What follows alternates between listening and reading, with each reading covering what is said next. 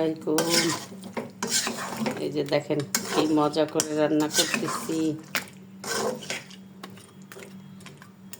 মুরগির গিলা, কলিজা, পা সব মিলাই একদম মুরগির লাতুরি পুতুরি রান্না করছি। এখন রান্নাটা মোটামুটি শেষ। খুব টেস্ট হয়েছে, দেখলেই বোঝা যাচ্ছে।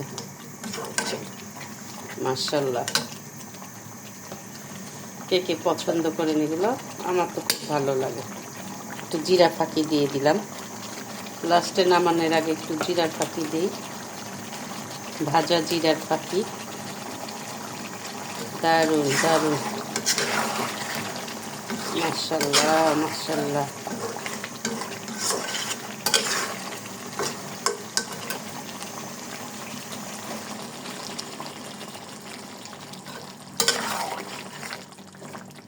সেই টেস্ট।